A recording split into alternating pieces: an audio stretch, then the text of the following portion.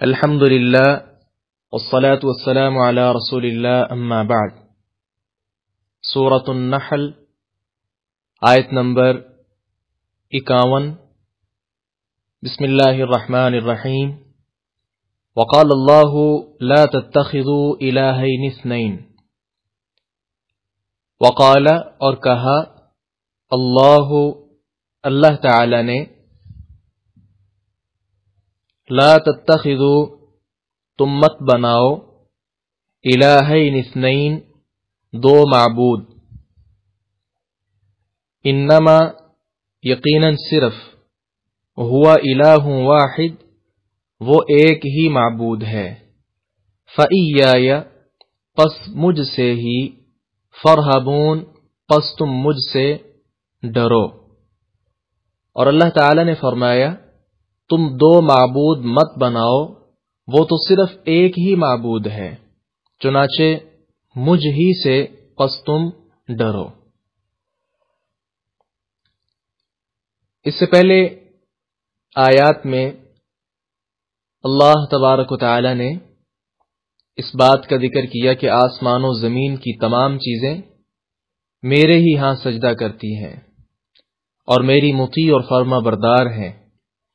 اسی مناسبت کے ساتھ اب انسانوں کو اس مالک الملک کے ساتھ کسی دوسرے کو شریک ٹھہرانے سے منع کیا جا رہا ہے۔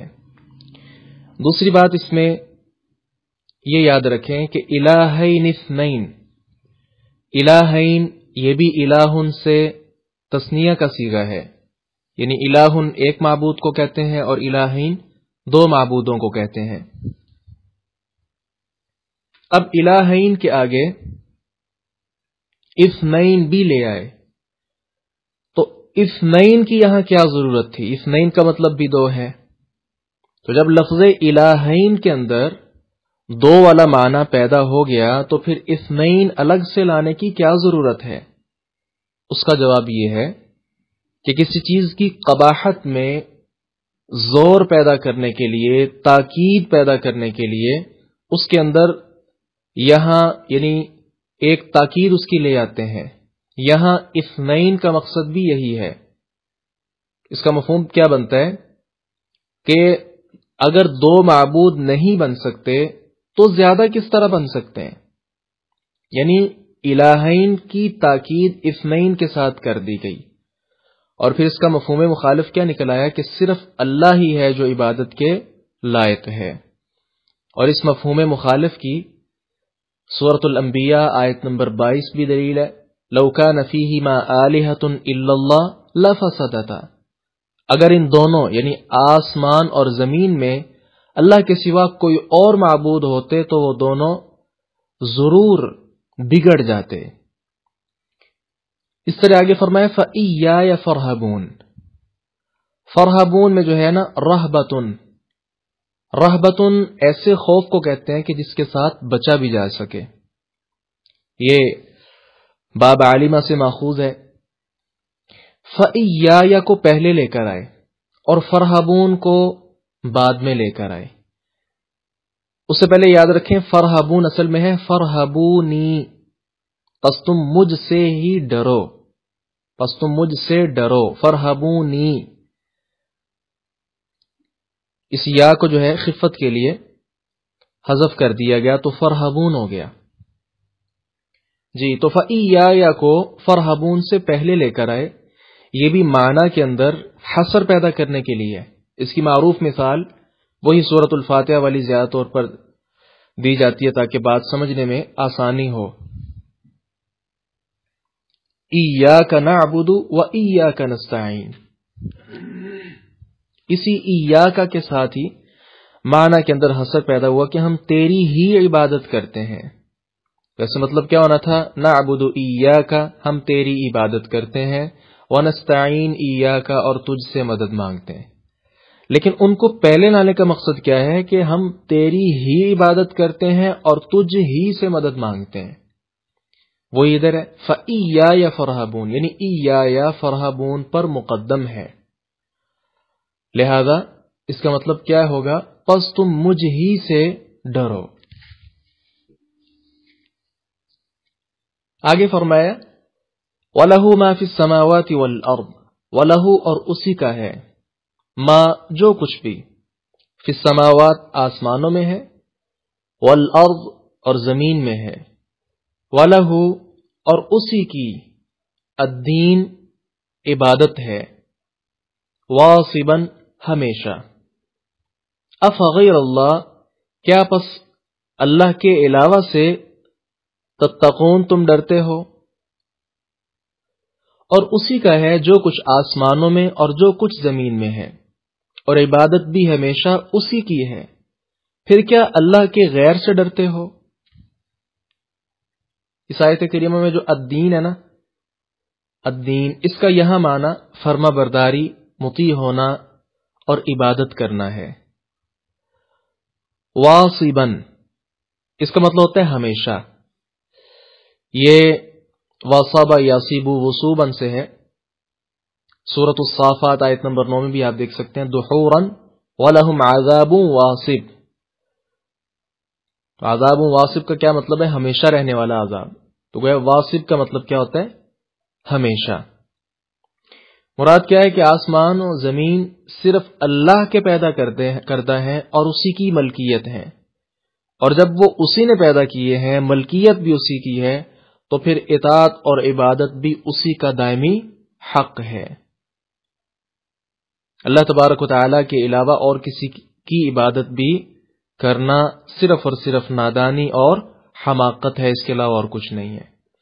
آگے فرمایا وما بکم من نعمہ، وما اور جو، بکم تمہارے ساتھ، من نعمہ کوئی نعمت بھی، فمن اللہ تو وہ اللہ کی طرف سے ہے، ثم پھر، اذا جب، مسکم تمہیں پہنچے، الضر تکلیف، فالیہ تو اسی کی طرف، تجأرون تم گڑ گڑاتے ہو، آہو زاری کرتے ہو، اور تمہارے پاس جو بھی نعمت ہے وہ اللہ کی طرف سے ہے، پھر جب تمہیں تکلیف پہنچتی ہے تو اسی کی طرف تم گڑ گڑاتے ہو۔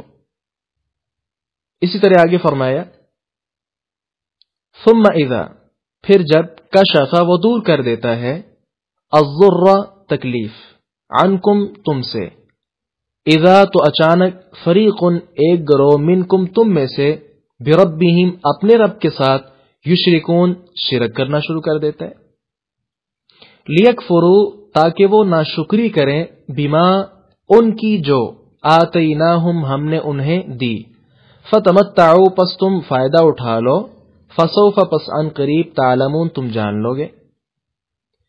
پھر جب وہ تم سے اس تکلیف کو دور کر دیتا ہے تو اچانک تم میں سے کچھ لوگ اپنے رب کے ساتھ شریک بنانے لگتے ہیں تاکہ وہ اس کی ناشکری کریں جو ہم نے انہیں دیا ہے، چنانچہ تم فائدہ اٹھا لو، پس ان قریب تم جان لوگے۔ ان تینوں آیات میں ان کا مفہوم بالکل واضح ہے۔ الفاظ میں آپ دیکھیں تو نعمتن، وما بکم من نعمہ، نعمہ جو ہے، نعمتن آپ جانتے ہیں معرفہ اور نکرہ، گرامر میں، نحو میں آپ پڑھتے ہیں، نکرہ کی ایک نشانی کیا ہوتی ہے کہ اس پر تنوین ہوتی ہے، اور نکرہ کا ترجمہ بھی آپ جانتے ہیں، کوئی ایک یا کچھ کیا جاتا ہے۔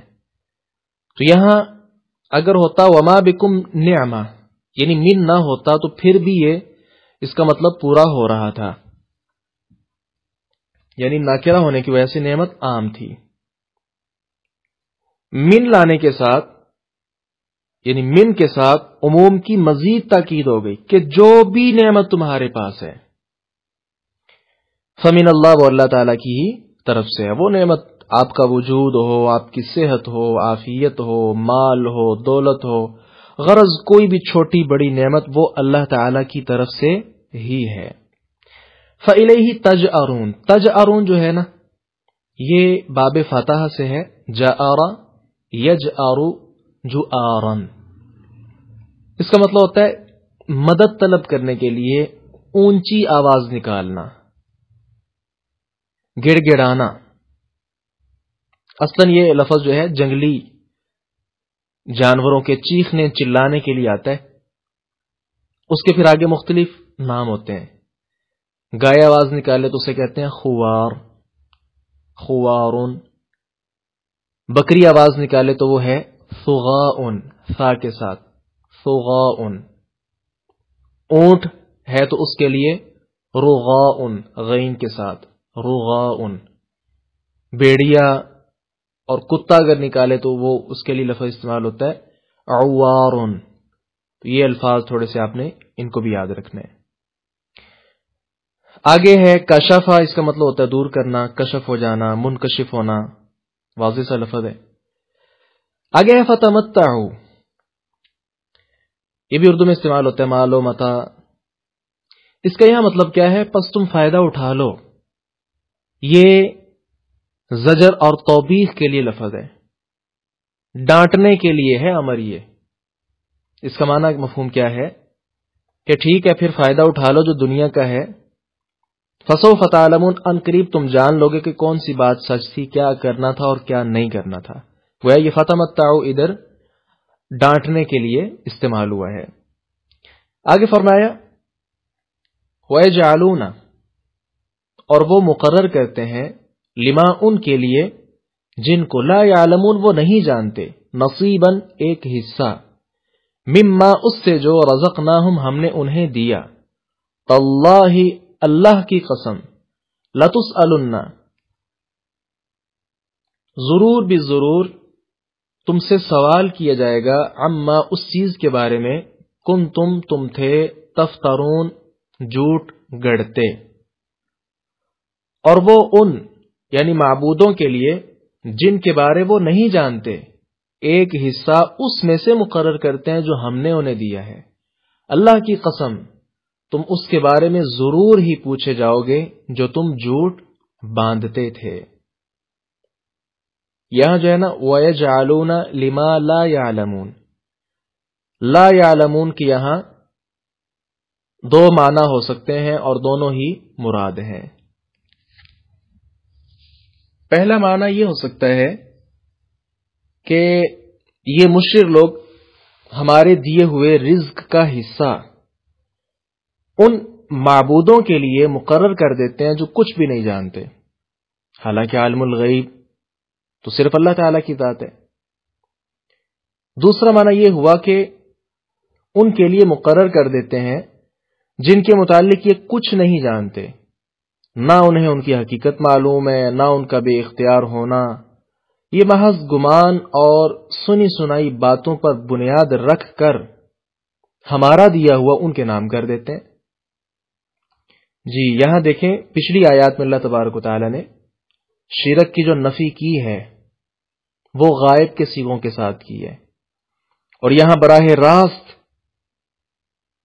ان کے لیے الفاظ استعمال کیے ہیں، یعنی براہ راست ڈانٹنے کے لیے ان کو مخاطب کیا اور قسم اٹھا کر فرمایا کہ مجھے اپنی قسم ہے کہ تم جو کچھ طوفان باندھتے رہے ہو بہر صورت اس کے متعلق تم سے سوال بھی کیا جائے گا. اس ظلم اور شرک کی انتہا دیکھیے. اگلی آیت کریمہ ہم پڑھتے ہیں وَيَجْعَلُونَ لِلَّهِ الْبَنَاتِ، وَيَجْعَلُونَ اور وہ مقرر کرتے ہیں، ٹھہراتے ہیں، للہ اللہ کے لیے، البنات بیٹیاں، سبحانہ وہ پاک ہے، وَلَهُمْ اور اپنے لیے، ما جو، یشتہون وہ چاہتے ہیں. اور وہ اللہ کے لیے بیٹیاں تجویز کرتے ہیں، وہ پاک ہے، اور اپنے لیے وہ جو چاہتے ہیں یعنی وہ مقرر کرتے ہیں. اس آیت کریمہ میں دیکھیں یہ ان کے اللہ تبارک و تعالی پر دو عیب لگانا ہے، یعنی دو عیوب انہوں نے اللہ تبارک و تعالی پر لگائے ہیں. ایک عیب کیا ہے کہ انہوں نے اللہ تعالی کے لیے اولاد قرار دی حالانکہ وہ پاک ہے. اس لیے تو آیت کے درمیان میں اللہ تبارک و تعالی نے لفظ سبحانہ استعمال کیا ہے، وہ پاک ہے. یہ پاکیزگی کون سی ہے؟ یہ پاکیزگی جو ہے اپنی ذات سے ہر قسم کی اولاد کی نفی کرتی ہے، خواہ لڑکا ہو، لڑکی ہو، بیوی ہو، باپ، والدہ، جانشین وغیرہ ہر چیزوں سے اللہ تبارک و تعالیٰ کی جو ذات ہے وہ پاک ہے. یہی تو ہے سورۃ الاخلاص میں لم یلد ولم یولد، وہ اکیلا ہی ہے، باقی سب محتاج ہیں. یا ایھا الناس انتم الفقراء الی اللہ واللہ الغنی الحمید، سورہ فاطر آیت نمبر 15. اے لوگو تم ہی اللہ کی طرف محتاج ہو اور اللہ ہی سب سے بے پرواہ تمام تعریفوں کے لائق ہے. اور دوسرا عیب اللہ پر کیا لگایا؟ یعنی فرشتوں پر عیب کیا لگایا؟ یعنی ہیں وہ اللہ کے بندے، اس کے ملائکہ ہیں، لیکن انہیں اللہ کی اولاد قرار دے دی. یعنی ٹھیک ہے، ایک عیب اللہ پر کہ اس کی اولاد ہے، اور دوسرا اس انداز سے کہ اللہ تعالیٰ نے انہیں فرشتے بنایا اور وہ کیا کہہ رہے ہیں کہ اللہ تعالیٰ کی اولاد ہے، اور پھر اولاد بھی مؤنث. اپنے لیے بیٹے پسند کرتے ہیں، لڑکیوں کو اپنے لیے باعث ذلت قرار دیتے ہیں، اور کتنی بڑی بے انصافی ہے کہ اللہ تعالیٰ کے لیے بالفرض، یعنی اگر وہ اولاد منتخب یا تجویز کرتے بھی ہیں تو بھی مؤنث اولاد. خود اپنی صورتحال کیا ہے آگے دیکھ لیں.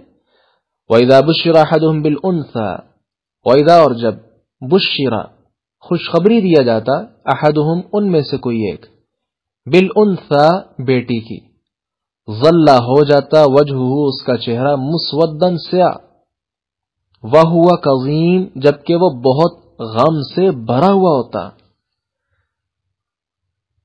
اور جب ان میں سے کسی کو لڑکی کی خوشخبری دی جاتی تو اس کا منہ دن بھر کالا رہتا اور وہ غم سے بھرا ہوا ہوتا. اگلی آیت بھی دیکھیے. یتوارا وہ چھپتا پھرتا ہے، من القوم قوم سے، من سوء برائی سے، ما جو بشرا خوشخبری دی گئی بھی اس کی، ایمسکہ کیا وہ اسے روکے رکھے، علی ہون ذلت پر، ام یا یدسہ وہ گاڑ دے اسے فی التراب مٹی میں، الا اگا رہو، ساء برا ہے، ما جو یحکمون وہ فیصلہ کرتے ہیں. جی وَإِذَا بُشِّرَ أَحَدُهُمْ بِالْأُنثَىٰ، بشرہ بشارت سے ہے، خوشخبری.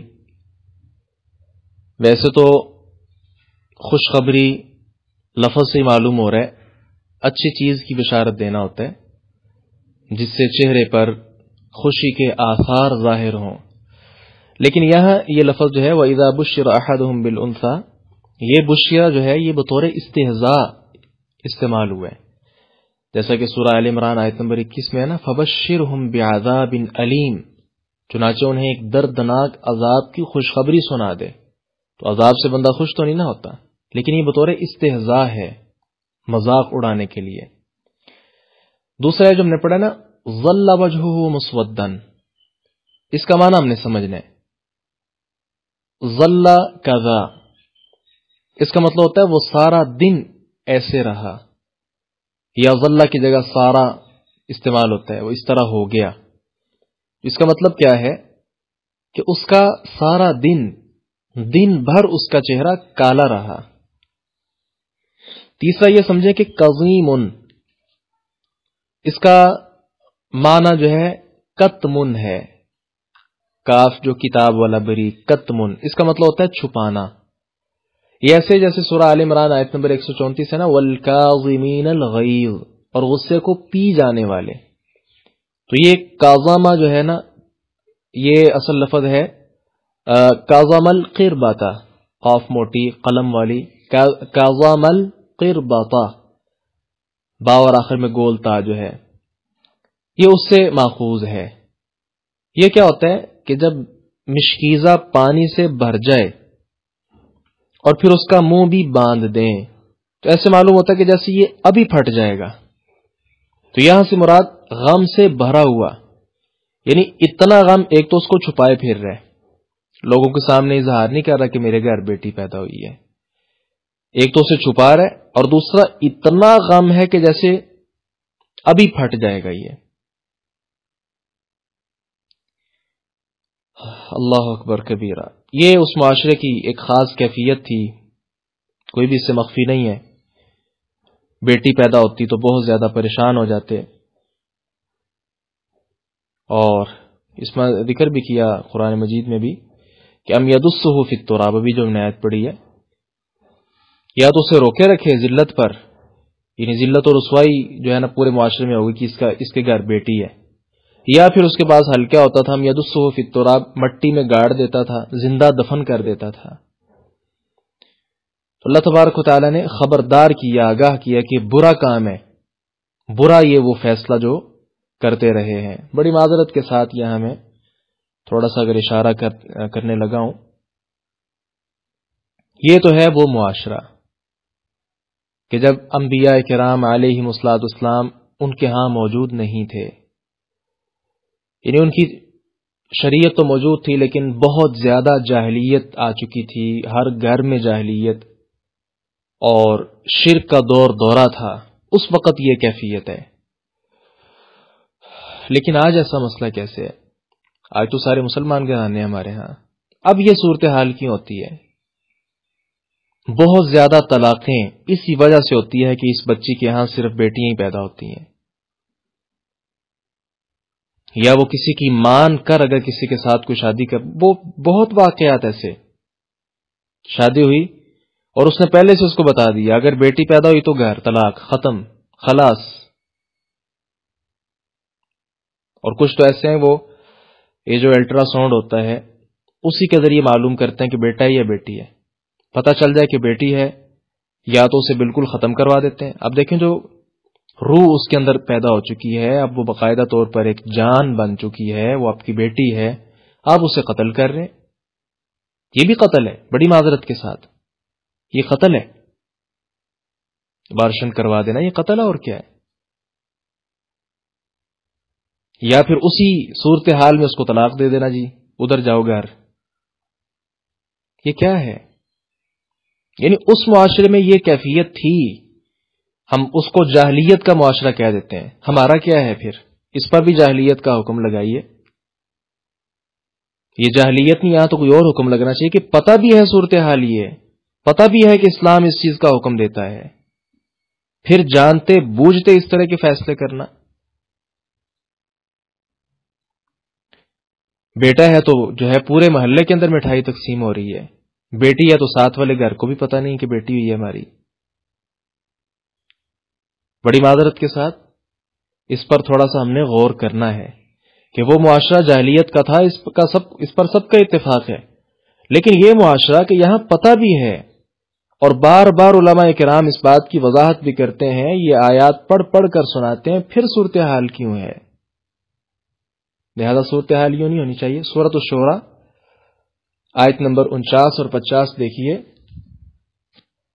یہب لمن یشاء اناثا ویہب لمن یشاء الذکور او یزوجہم ذکرانا واناثا ویجعل من یشاء عقیما انہ علیم قدیر.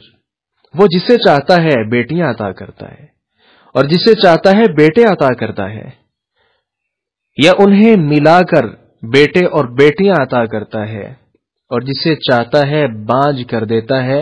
یقیناً وہ سب کچھ جاننے والا ہر چیز پر پوری طرح قادر ہے. اب یہاں دیکھیے اللہ تعالیٰ کہہ رہے ہیں کہ اس کی نسبت میری طرف ہے، خاندان یا کسی خاص عورت کی طرف اس کی نسبت نہیں کی جا سکتی. یہ اللہ تعالیٰ کا کام ہے، وہ جس کو چاہے بیٹے ہی دیتا رہے. کئی ہمارے ہاں ایسے موجود ہیں افراد، ان کے گھر ہوتا ہی بیٹا ہے. ہر کوئی دیکھ لے اپنے اپنے رشتہ دار میں، تقریباً ہر رشتہ دار میں یہ صورتحال موجود ہے. کسی گھر میں صرف بیٹے ہو رہے ہیں، کوئی بیٹی ان کو ملتی نہیں ہے اور وہ بیٹیوں سے ترستے ہیں. اور کچھ ایسے ہیں وَيَهَبُ لِمَن يَشَاءُ الذُّكُورَ،